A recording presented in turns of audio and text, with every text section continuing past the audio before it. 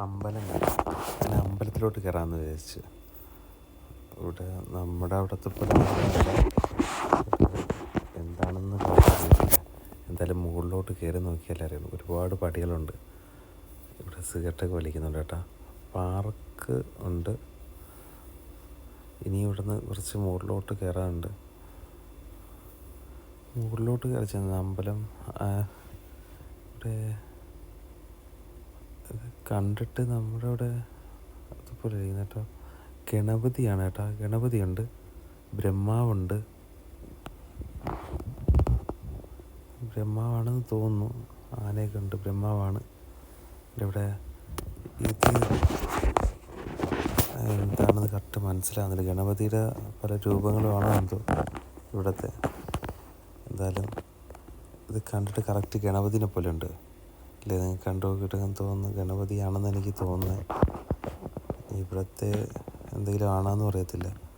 എന്തായാലും എനിക്ക് കണ്ടപ്പോൾ ഗണപതിനെ പോലെ തോന്നി. അതിനെ കുറച്ച് നേരം നോക്കിയിരുന്നു.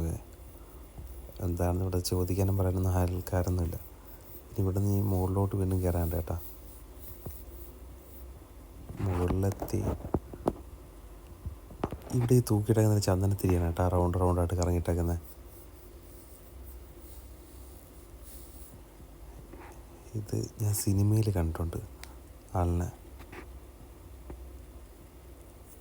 ഇത് എന്തൊക്കെയാണെന്ന് എനിക്കറിയത്തില്ല കേട്ടോ.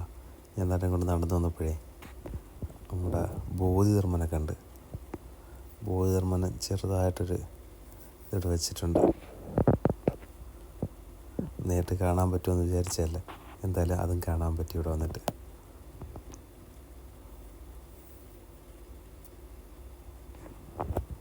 എല്ലായിടത്തും ചന്ദനത്തിരി കത്തിച്ച് വെച്ചിട്ടുണ്ട്. വിളക്കൊന്നും ഇവിടെ ഇല്ല. ചന്ദനത്തിരിയാണ് ഇവിടെ മെയിൻ കേട്ടോ. എൻ്റെ 3 പേര് ഇവിടെ നിന്ന് ഇങ്ങനെ താഴോട്ട്. ഇത് എന്താണെന്നറിയാം. സിംഹമല്ല, എന്താണെന്നറിയാൻ വയ്യ. എന്തായാലും ഇവിടെ നിന്ന് വീണ്ടും മുകളിലോട്ട് കയറാണ്ട് സ്റ്റെപ്പുകളുണ്ട്. മുകളിലോട്ട് ഇവിടെ എന്തോ എഴുതി വെച്ചിട്ടുണ്ട്. ഇത് വായിക്കാൻ പറ്റാത്ത ഭാഷയായിട്ടൊന്നും മനസ്സിലാവുന്നില്ല. എന്തായാലും നമുക്ക് നടന്ന് മുകളിലോട്ട് പോകാം. ഇവിടെ എല്ലാം ഈ പ്രതിമയുണ്ട് കേട്ടോ. ഇത് എന്തിൻ്റെയാണെന്ന് എനിക്കറിയാൻ വയ്യ. അറിയാവുന്നവരുണ്ടെങ്കിൽ കമൻറ്റ് ചെയ്യണേ. എന്തിൻ്റെയാണെന്ന് എനിക്ക് കറക്റ്റ് അറിയത്തില്ല.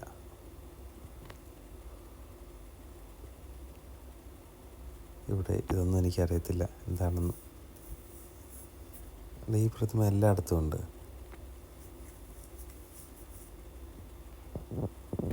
ഇവിടെ എന്തൊക്കെ എഴുതി വെച്ചിട്ടുണ്ട്. അവരെ ഭാഷ കണ്ട് അറിയാൻ വേണ്ട. ഇവിടെ നിന്ന് സിഗരറ്റ് വലിക്കുന്നുണ്ട്.